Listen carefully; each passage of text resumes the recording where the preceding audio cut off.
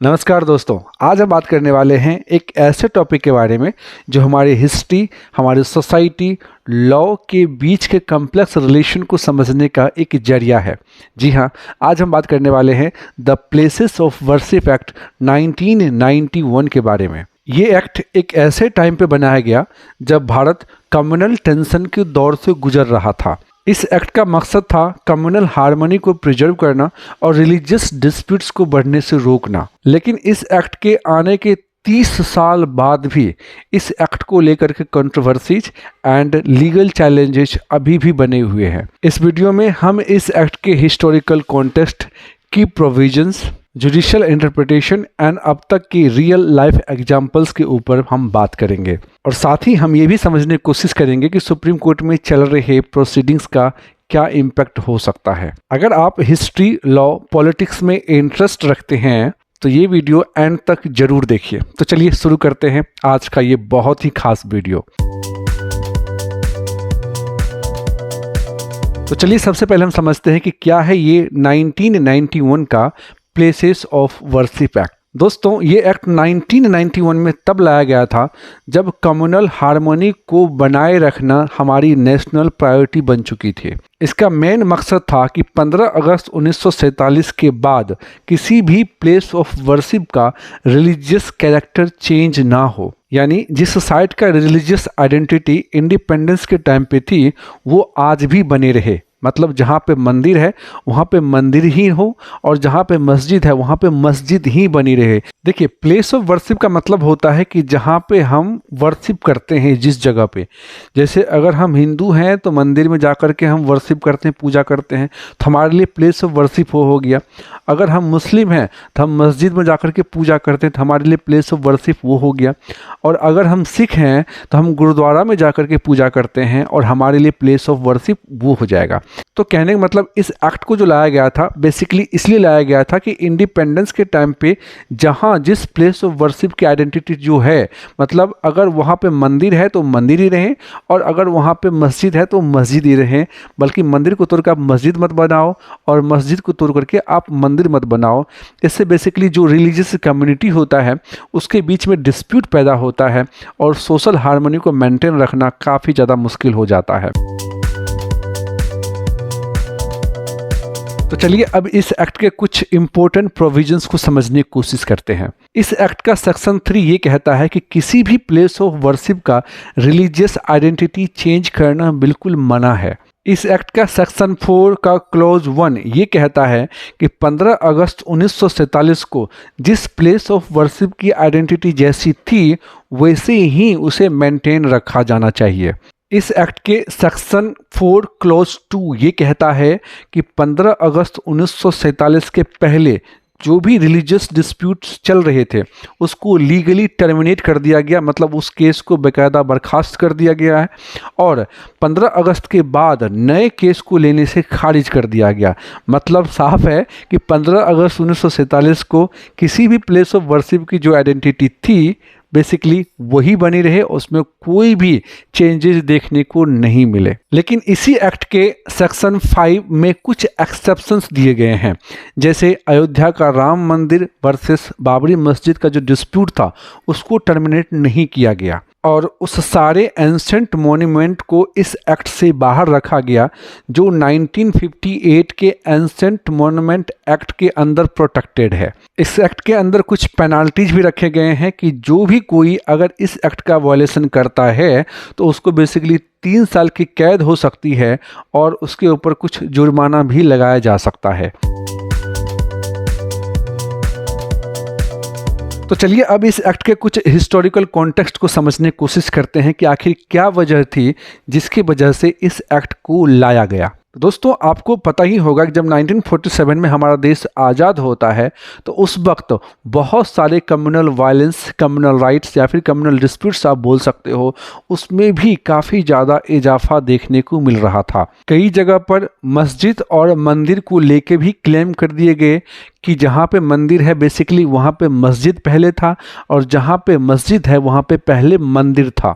इसी में अयोध्या का बाबरी मस्जिद और राम जन्मभूमि डिस्प्यूट एक बहुत ही प्राइम डिस्प्यूट माना जाता है। इस डिस्प्यूट्स के वजह से बेसिकली कम्युनल वायलेंस बढ़ने लगता है, लेकिन 1992 के बाबरी मस्जिद से ये कम्युनल वायलेंस और भी ज़्यादा खतरनाक रूप ले लेता है। तो इस चीज़ को देखते हुए पार्लियामेंट ने एक एक्ट पास किया और इस एक्ट में बेसिकली ये क्लियर कर दिया गया कि पास्ट के ग्रीवांसेस को लेकर के हमारे प्रेजेंट और फ्यूचर जनरेशन्स को डिवाइड हम नहीं कर सकते हैं।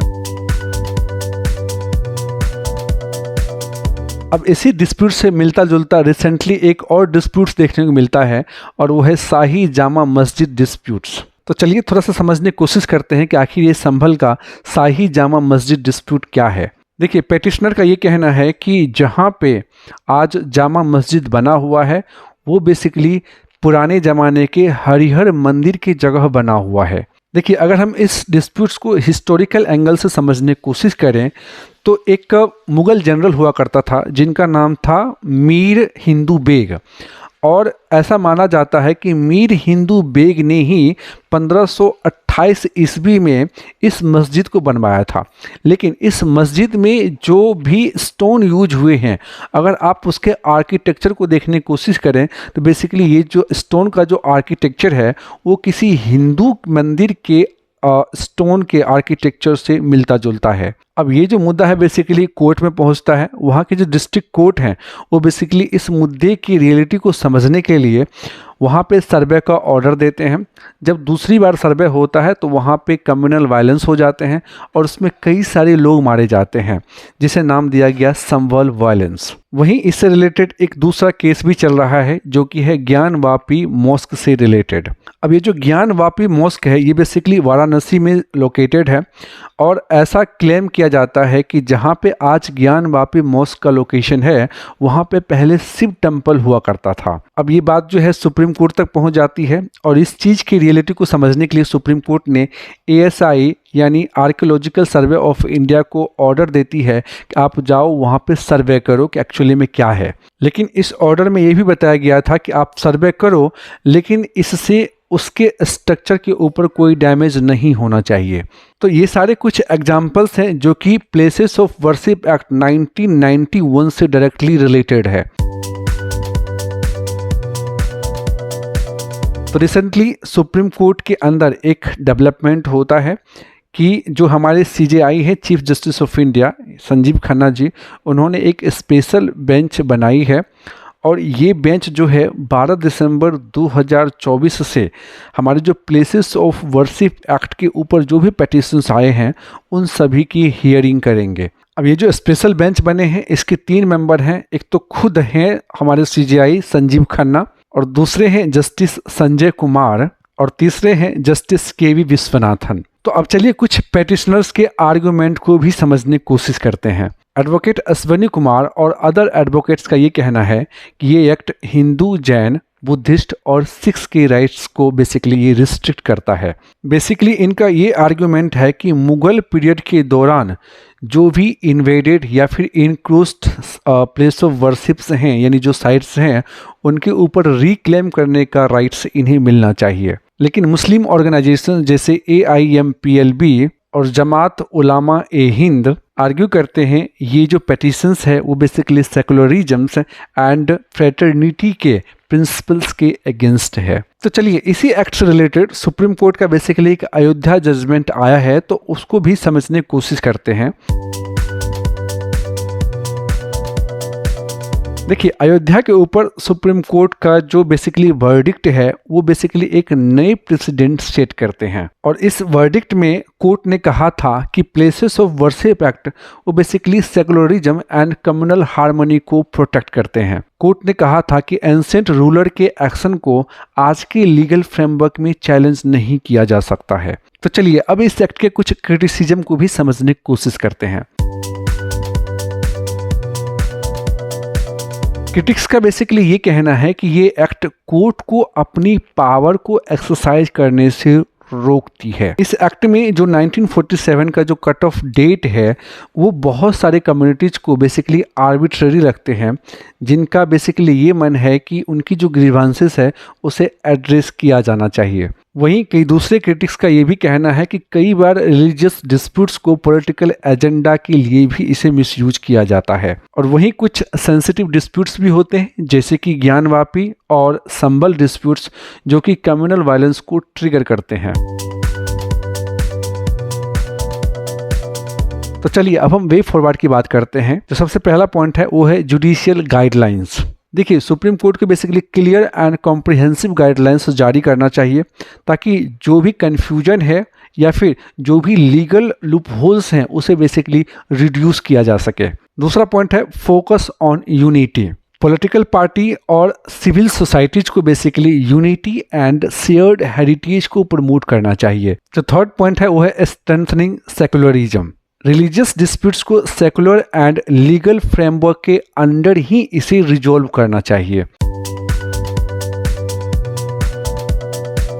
तो दोस्तों, प्लेसेस ऑफ वर्शिप एक्ट सिर्फ एक कानूनी डॉक्यूमेंट्स नहीं है, बल्कि भारत के सेकुलर आइडेंटिटी को प्रमोट करने का एक इम्पोर्टेंट एफर्ट है। सुप्रीम कोर्ट के आने वाले डिसीजंस न सिर्फ एक्ट के फ्यूचर को डिफाइन करेंगे बल्कि हमारे समाज और सेकुलरिज्म पर एक लॉन्ग लास्टिंग इम्पैक्ट भी डालेंगे। तो दोस्तों, आपका इस एक्ट और करंट डिस्प्यूट्स के ऊपर क्या ओपिनियन है? कमेंट में अपना फीडबैक जरूर शेयर करें। और अगर ये वीडियो आपको पसंद आई हो तो लाइक, शेयर और सब्सक्राइब करना ना भूलें। मिलते हैं अगले वीडियो में एक नए और इन्फॉर्मेटिव टॉपिक के साथ।